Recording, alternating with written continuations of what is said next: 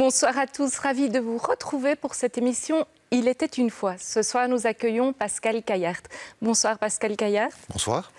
Vous venez nous présenter Quelqu'un à qui parler, un titre qui a été publié par Téléaccueil. Est-ce que cette phrase de Quelqu'un à qui parler est vraiment votre devise ? Alors oui, et c'est vraiment la devise de Téléaccueil depuis un bon nombre d'années, parce que ça fait 65 ans maintenant que Téléaccueil existe. Et je pense que depuis pratiquement la création de Téléaccueil, ce slogan, si on peut dire, est arrivé, parce qu'il recèle en lui-même vraiment les fondamentaux de Téléaccueil. C'est à la fois l'histoire de la parole, et d'une parole adressée à quelqu'un qui est là, dans le lien, dans la relation. Et le besoin de parler, il est toujours aussi présent depuis 65 ans. Oui, bien évidemment, et peut-être que ça varie, alors si pas en intensité, en tout cas sur des lieux ou sur des thématiques différentes, mais trouver quelqu'un à qui parler reste une question et reste un défi, peut-être, et peut-être de plus en plus d'ailleurs, pour bon nombre de personnes. Et au départ, comment est-ce que Téléaccueil avait vu le jour ? Alors Téléaccueil, l'idée vient d'Angleterre, où, pour la petite histoire, c'était un pasteur anglican qui était touché par la question du suicide à Londres. Et il a fait un truc un peu fou. Parfois, les chouettes projets viennent d'idées un peu folles. Et il a décidé de faire des autocollants qu'il a placardés sur toutes les cabines téléphoniques de Londres, et sur lesquelles il était inscrit « Avant de vous suicider, téléphonez-moi ». Donc vous entendez, il n'était pas inscrit « Ne vous suicidez pas ». C'était une invitation à la parole. Et donc cette idée est arrivée via l'Expo universelle de 58 à Bruxelles.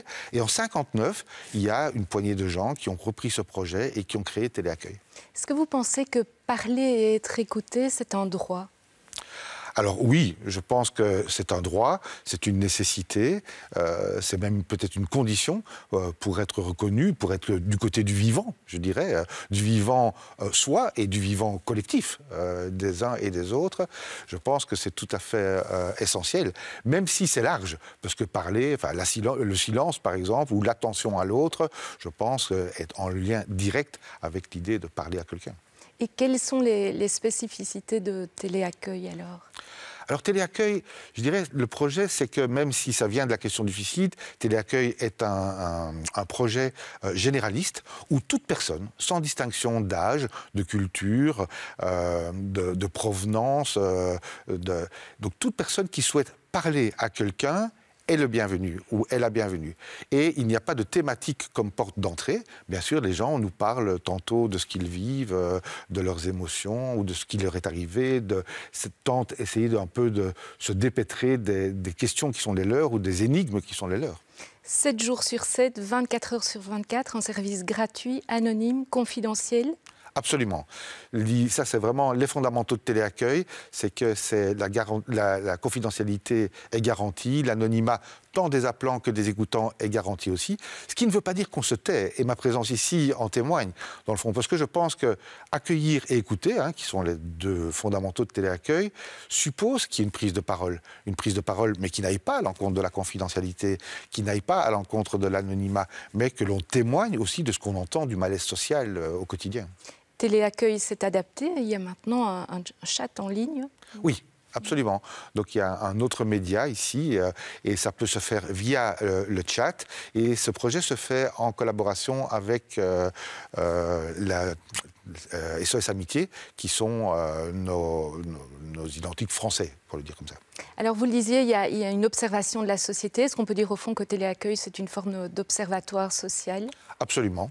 Absolument. Alors, c'est parce qu'on entend là des choses qui ne sont dites nulle part ailleurs, où c'est parfois le premier lieu où des gens peuvent faire l'expérience de dénoncer des choses qui leur paraissent parfois inaudibles ou indicibles, et que d'avoir fait l'expérience de pouvoir dire ça à quelqu'un, de s'en sortir, de se sentir pris en compte, de se sentir non jugé, etc., c'est parfois une étape ou, je dirais, une occasion de dire, tiens, ce que j'ai pu faire là, dans la sécurité du lien offert par Téléaccueil, je pourrais peut-être le faire ailleurs, et c'est plutôt une bonne nouvelle. Venons-en à ce livre, Quelqu'un à qui parler. Alors, comment est-il né, ce livre ? Et donc, ça, c'est cette idée aussi, justement, que l'écoute et la parole, c'est l'affaire de toutes et de tous. Bien sûr, Téléaccueil est là, mais alors je vais dire quelque chose, c'est peut-être un peu bateau ce que je vais dire, mais toutes et tous, on est là et on espère qu'une chose, c'est qu'on n'ait plus besoin un jour de téléaccueil. Parce que chacun trouve un lieu où il est écouté, où il peut parler, que ce soit dans son entourage, familial, amical, chez le boucher, dans la rue, qui sait. Mais donc, c'est vraiment soutenir que parler et écouter, c'est l'affaire de tous. Et donc, l'idée, c'était aussi d'utiliser de nouveaux médias. Et pour les 65 ans de téléaccueil, on s'est dit, tiens, on va demander à des auteurs et des autrices qui étaient reconnus de pouvoir écrire, raconter une histoire, ce qui n'est pas sans lien, évidemment, avec téléaccueil, même si ici, elle est romancée, sur ce thème de quelqu'un qui parlait. D'ailleurs, c'est peut-être le fil rouge et un lien qu'il y a dans toutes ces nouvelles, c'est que ce sont toutes des personnes qui sont en mal d'être écoutées, en mal de lien, et qui trouvent quelqu'un à qui parler comme le... Mais donc, il n'y a eu aucune autre consigne que ce thème. Et puis, ça a été proposé à une série d'auteurs et d'autrices. Et puis, on a fait aussi un concours de nouvelles, justement, pour être toujours proche de... C'est l'affaire de tous, donc c'est ouvert à tout le monde. Voilà, il y a une nouvelle qui a été primée et qui figure dans ce recueil. Pourquoi avez-vous choisi le type des nouvelles, enfin le genre des nouvelles, plutôt que celui d'un roman avec un fil continu, par exemple ? Alors là, ça a été, je pense, aussi un peu le fruit du hasard, c'est peut-être pas un bon mot, mais l'idée, c'était de se dire, bon, d'abord, on voulait le rendre accessible, on a vu aussi qu'on a été, quand on a commencé à penser à ce projet, on a été terriblement accueillis. Alors c'est bizarre qu'une association dont la fonction est d'accueillir et d'écouter ait été accueillie, mais on a été accueillis par la maison d'édition, par les autres, Esperduette, tout à fait, par tous les auteurs et les autrices ici, par d'autres personnes qui nous ont guidés, parce que c'était pas notre métier ici, nous, de fabriquer un livre. Eh bien, tous les gens qui sont intervenus, et il y a quand même une série de personnes, c'est quand même un boulot conséquent d'en arriver à la production d'un livre, qui plus est, alors je ne suis pas très objectif, mais je trouve que c'est un bel objet et un beau livre.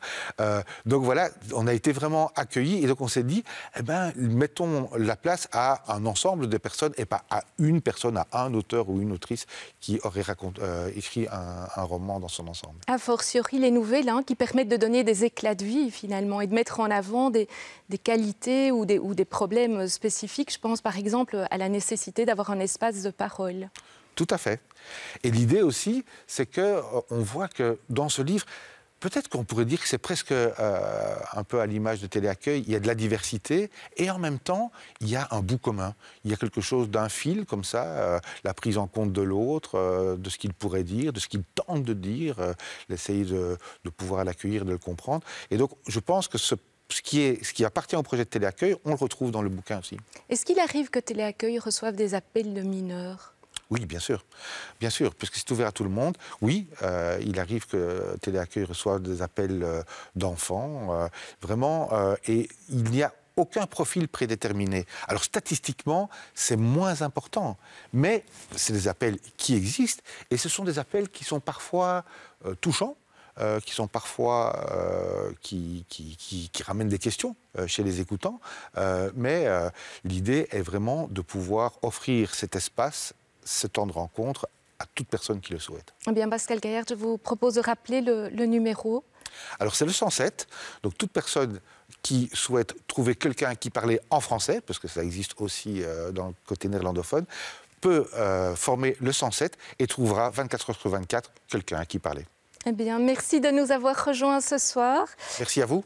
Quelqu'un à qui parler a été publié aux éditions Esperluette. Merci à vous de nous avoir suivis. Si vous souhaitez revoir cette émission ou une précédente, il suffit de vous rendre sur le site Ovio ou sur celui de Catobel. À très bientôt pour une prochaine rencontre.